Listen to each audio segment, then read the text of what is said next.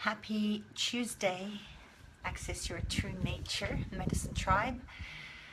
It is Sarah Jane, and I just wanted to pop in here today and speak a little bit about money, because my aim in everything that I create is for my clients to end abuse, all types of abuse, any kind of money trauma included, because there's always such a charge around how we perceive ourselves as valuable and worthy of having an abundant life where there's more flow and where we can feel more deeply fulfilled and on purpose with what we're creating in our lives. And I really want for you to succeed beyond your wildest dreams, and I want you to find love in places that absolutely astound you, and that you have friends who call you just because you fill them up. And I dream that you go barefoot more than you wear shoes, and that you laugh more than you cry. And I want you to set the bar high, but not too high that you self-abandon. Please don't self-abandon. I want you to reach for the stars, but with your toes on the ground. You literally are this beautiful divine challenge to create heaven on earth. And you can do that. And I've just seen so many incredible women and men inside of the 7-day Believe Challenge, stepping through, even though they're afraid, they're doing it. They're changing their money mindsets. They're living into their legacy because they're willing to stop lying to themselves. And that's where my joy is, in holding that space for people like that are ready to hack their old realities. And one of the challenges that we did this week was one around economy and how to create your own economy.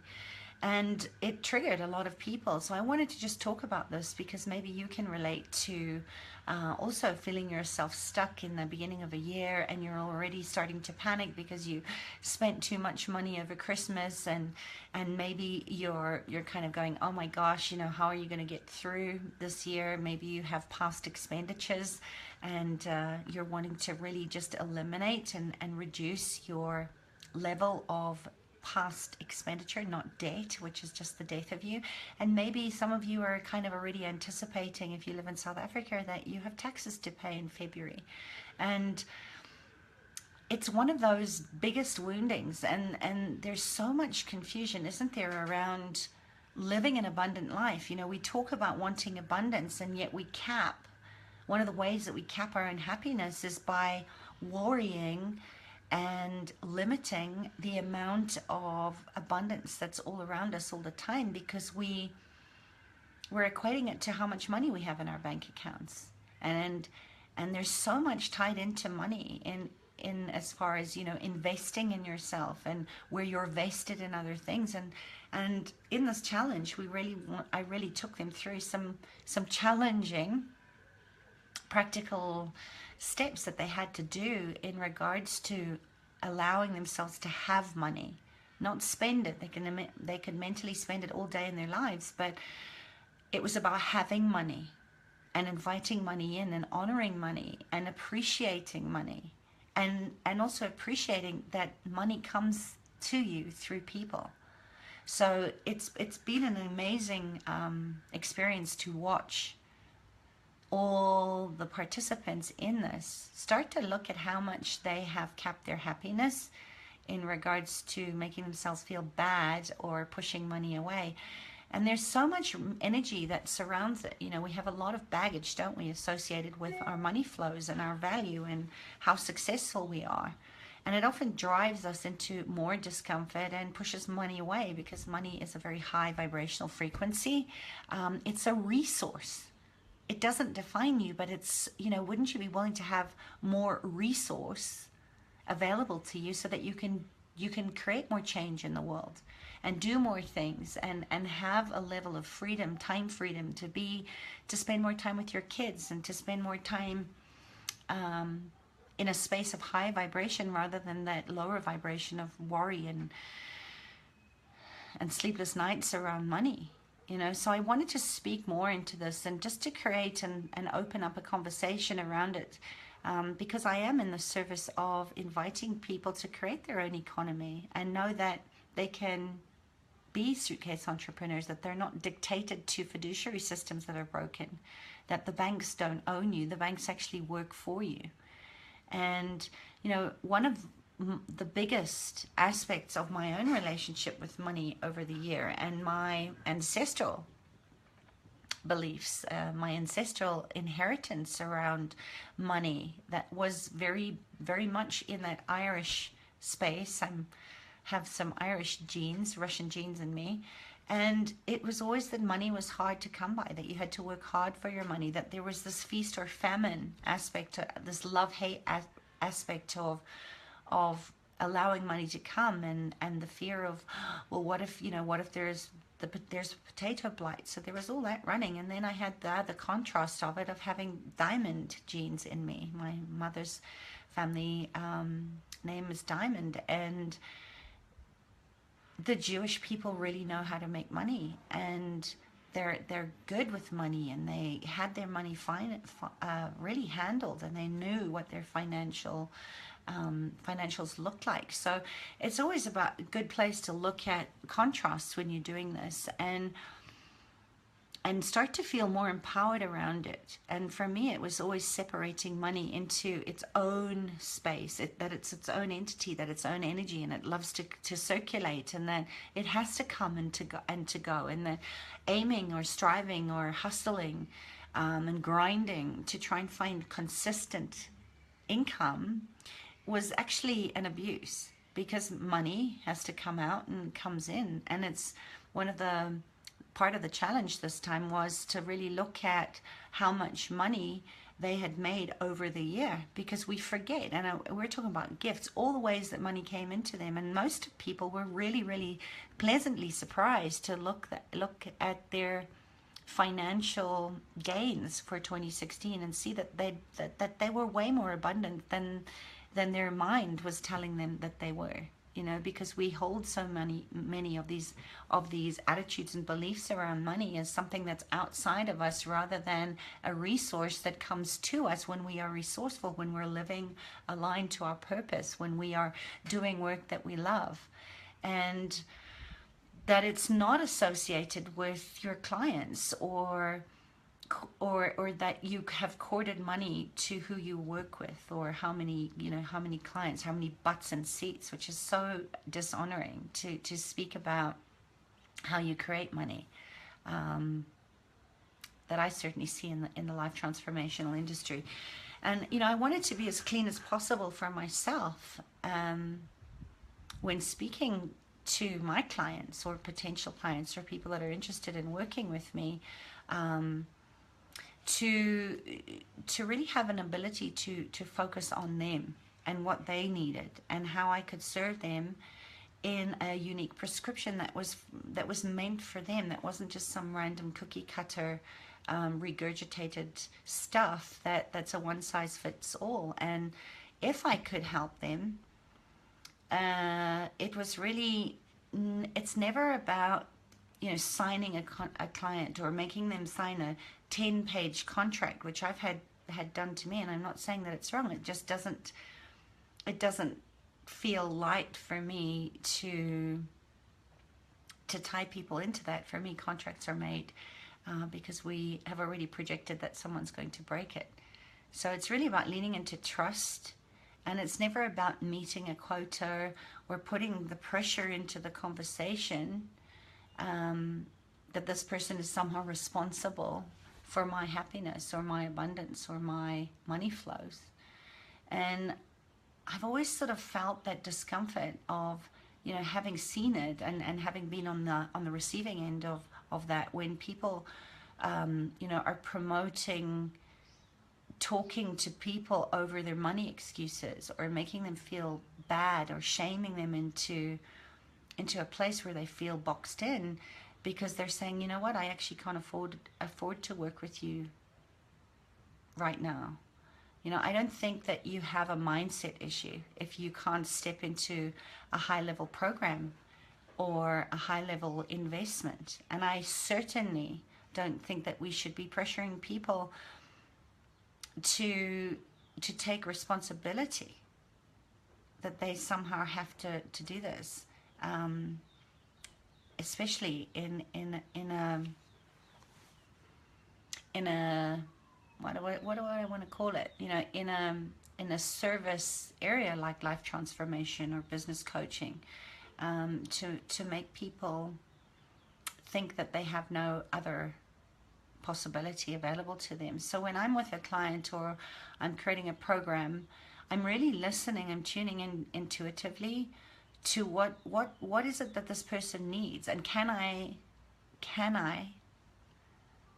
give what they're asking for in a way that is in integrity and empowering for both them and me. So I have to keep my space of being as neutral as possible. I can't get emotionally attached to what they're saying either in that process. And I think that in order for us to transform our relationship with money, that we hold it as a sacred container, as a beautiful resource, and that we have to understand where the energy is coming from, that we take our own personal responsibility for how we hold it and not impose our money fears and our money drama or our money pressures. That yes, we want a certain lifestyle, and yes, we have our own bills and things that we need to pay, and we need money. You know, I'm not saying we don't need money. You can't meditate yourself into abundance, and you can't also be a bully around money. And sometimes, and I know this is true for my clients, that they do have a financial restriction, and we have to be mindful of that. As you know, as someone who is an entrepreneur herself and holds a tremendous space of how I'm going to respond to this, I have to be very mindful and thoughtful in how I hold my own money. You know, if I was holding this as a sacred relationship, I have to look at all angles. I have to look at the contrasts of what is really going on here, and how do we close the gap. I always talk about that our whole life works so much better when we look at the boundary of imagination and courage.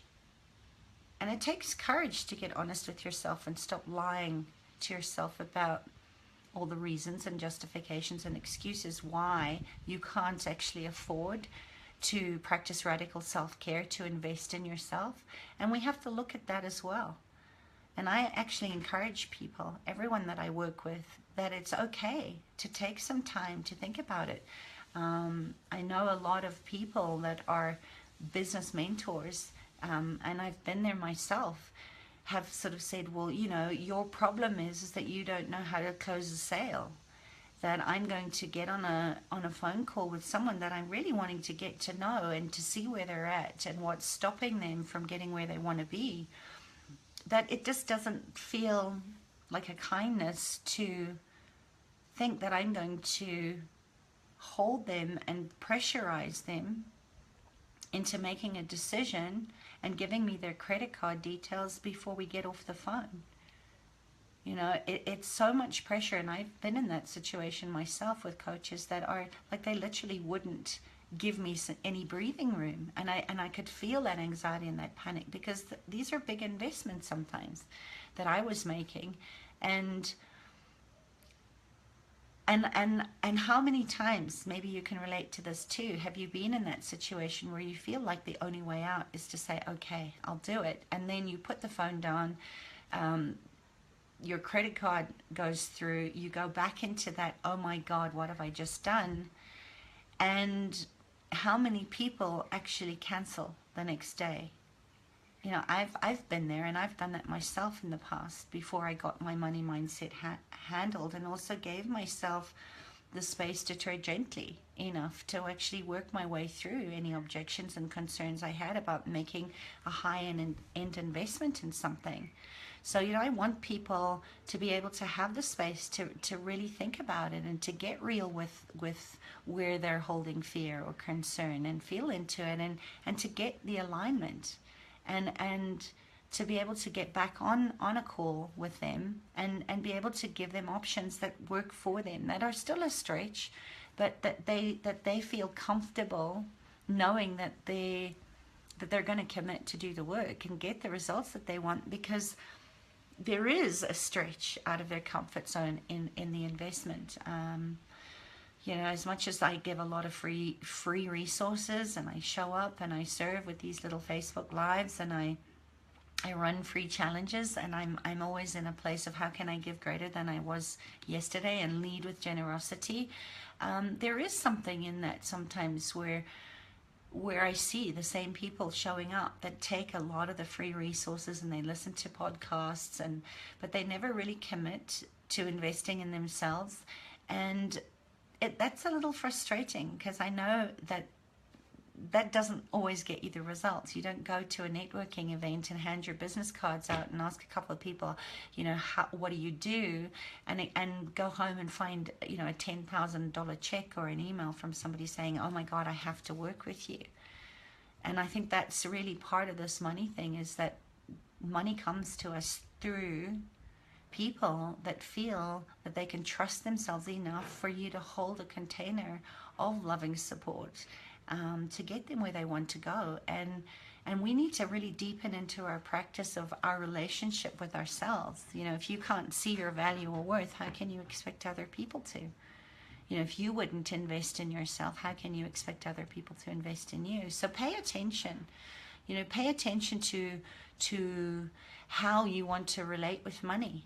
And don't let anybody else dictate what that needs to look like for you. If you need time, take the time. If you have to be mindful about your financial situations, if it means that you know that you're not going to have the money for your rent or to pay your children's school fees, if you're investing in something, that is not being very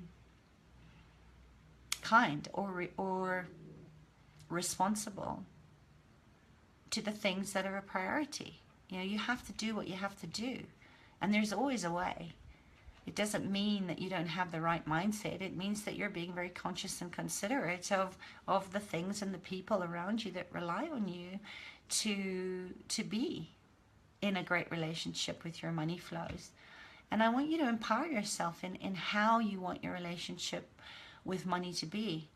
I give myself an intention every year with every investment or opportunity that comes into my awareness. I give myself to settle in and to feel good about it, and to use my intuition, and to ask generative questions of, if I invest in this, what will my life feel like 6 months or a year from now or 2 years from now? And I use that heavy light tool of, if it's light, it's true.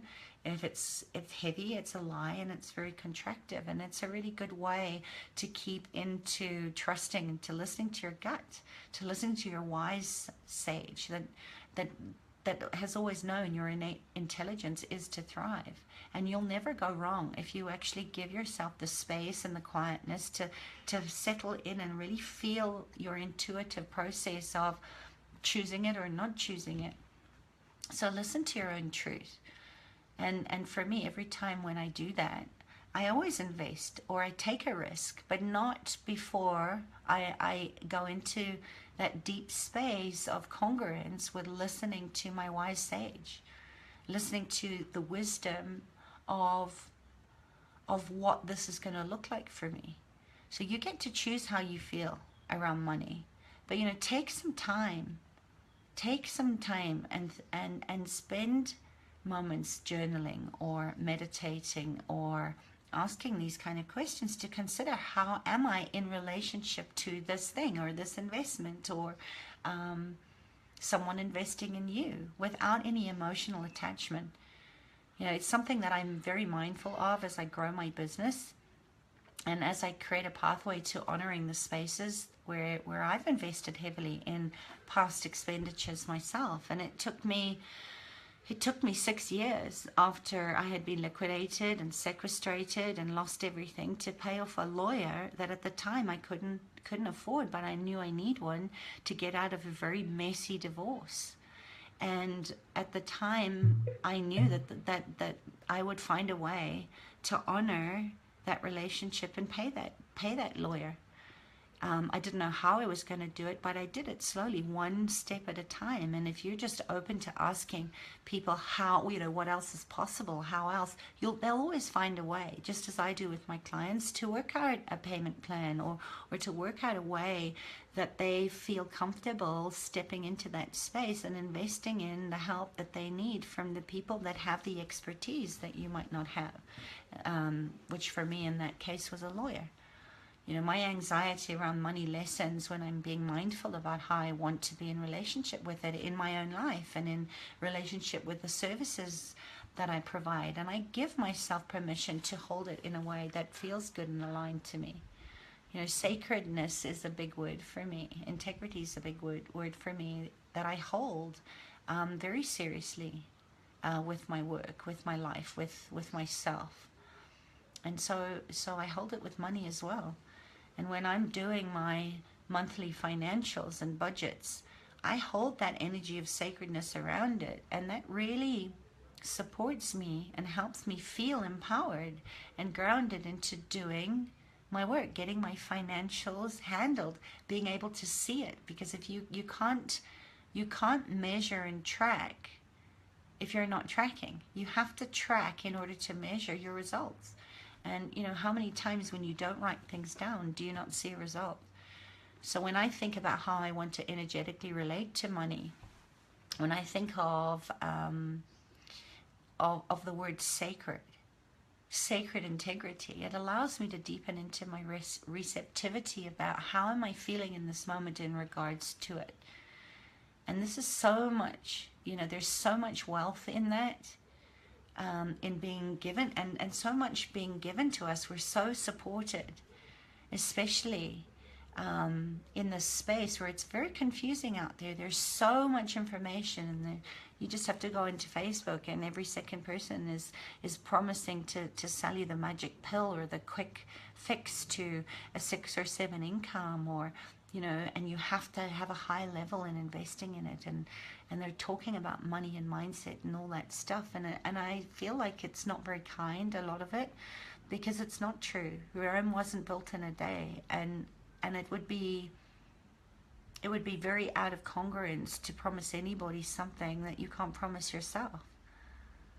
The most freeing and liberating experience that also deepened and manifested in my own relationship with money and how I was responding to money, and how money, how I wasn't allowing money to circulate in my life, was giving myself permission to really honor how I wanted to look in regards to being with money, and using money as a resource to do things that make me feel really good, like donating a portion of my income in the work that I do with my animal communications and healing with animals. I give 50% of my income to my charities to pay it forward and get it circulating in a way that I know is going to come back to me tenfold, because there isn't a scarcity attached to it. It's just like I'm in such deep appreciation of that money coming to me through people that want to understand and be able to communicate intuitively with their animal friends. And it's still uncomfortable for me at times. I mean, I still find myself navigating new aspects of relationships and expanding my expenses, and having mortgages, and having debit orders coming off every month, and every up level for every time you increase your results and increase your money flows. I've seen this so many times with my client. It is messy, and it is unsettling, and it is a little bit worrying, because for every up level, there is a new set of challenges that we have to learn, a new skill set with, in how to get really aware and in a new harmonious sort of flow with the new skill set of, maybe it's a new tax bracket, and you need to invest in somebody to show you how to know the tax system really, really well, so that you use the system for you rather than against you. And just don't let anybody dictate to you. I think it's really important to deepen into finding your own alignment with the energy of money that's coming into your life, and that it's never a constant state. There is no consistency, because we have to be able to move and flow in that sort of higher vibrational resonance with money. So don't let anybody tell you how that needs to look, and don't let anybody make you feel crappy about it or where you're at with money, because you can't step into something if you're compromising, if you're settling for less, or you're not looking at your value around how you hold money. You absolutely are 100% committed to how you hold yourself in how you're responding to money. And if you don't know what that looks like for you, if you haven't spent the time to consider how you want to feel, what your relationship around money wants to be, you can't empower your life. So doing what we did in the Creating Your Own Economy challenge is an easy, pragmatic, small way that you can really start to get a bigger viewpoint, a better vantage point of where you are tripping yourself up with money in your life. And I really do try to do that as somebody that provides service, that wants to lead generously in stretching my clients, but also encouraging them to be mindful about their finances and to look at where their ego wants what it wants and go anyway, even though they're afraid. And I want you to feel in relationship to that exchange in your own life, just as I do for myself. I want you to feel empowered about it. And it goes back to to being able to look from a place of non-attachment, of not being emotional about the stories that have happened to you in the hard knocks of life. Your PhD experience that's made you a better money manager, that makes you be willing to have money come and play with you. Money is an energy that loves fun. It loves lightness of being, and it also weaves its way into our life in so many ways when it's pure and when it is from this place of abundance. It's kind of like breathing. You don't stop breathing at lunchtime because you think you've taken your fair share of air and that there isn't enough air. You may sometimes wonder about the quality of the air, but you never stop breathing or have a panic attack because you think, oh my God, I'm going to run out of air. And money is that same energy. It needs to circulate, and it's sourced through us. And yes, it can come into many channels, but the problem is where we attach it to the external places, such as, I need this just on broke job rather than the joy of business. And, I need these clients, and we end up losing the love and the reason why we chose to show up and serve the way that we serve, because it all becomes around, training people in and out. And, sorry, I used to hate that. Your time's up, you have to leave, when I'm just in the middle of creating a huge shift, that I'd sort of be kicked out of a psychiatrist's office. And I spent many years and thousands of rands trying to fix me before I had this information to know that there is nothing to fix. There's just a deepening of knowing how to navigate and get in line, aligned with what you came here to be and what you came here to offer, and how you came to give generously as only you can, by living into your gifts and your talents and your capacities. That's the resource that you are. And that's the opportunity, that's it's true in a sense, of course, that, we do need the external. We need people because money comes to us through people. But I don't believe that it has to be hustle and grind. I don't believe that it has to be hard and pushy and sleazy, like, the old salesman knocking on the door, selling the Encyclopedia Britannicas, or being fear-based commitments or investments, because somebody's saying, well, you're going to need this because what if? It's about being realistic about it. And it has its own place in our lives. And I think, and I know this for myself, that when we can let go of it and of having it have to come through places, or attaching it and getting emotional about it, or going into panic because it's not coming in as fast, or in the amount or the way that you want it to come in, where we start going into the old stories, the hysterical culture of all the losses and the failures that we have, then we can be more liberated in how it comes through you and to you. And it doesn't mean that we don't set our prices or our programs or a value on a beautiful piece of art or a physical piece of clothing or jewelry or a children's book that you're writing. But it does mean that we can be a lot more clear and a lot cleaner. You know, those bright lines that I often talk about, is you have to be willing to stop lying to yourself. You have to be honest and see the bright line. And if you know, and you're setting that out in your daily plan and in your monthly plans and in your yearly plan, if any of you did the setting in and bringing in the new energy process with me, closing out of 2016, you've already done that. You've already put your wants down and your desires and seen how you can start to get the vision in the imagination and take the courage to actually physically actualize that stuff in your life. So, you know, I think those bright lines are very important in how we hold ourselves in alignment to our core values and what we believe in, and how we would like to be treated, so that we can start to connect to our people, our tribes, and our money, so that we actually start getting results, because we're not entangling them in all the messy occlusions and projections of a future that hasn't come into actualization yet, because you're not being present with how you relate to yourself as valuable and how you relate to money. And start feeling good about it. You know, we can really do that when we're entering into a relationship and deepening our practice with money being our lover.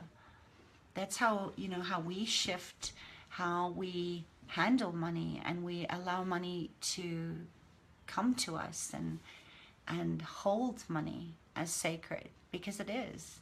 It's just an energy, just as you are.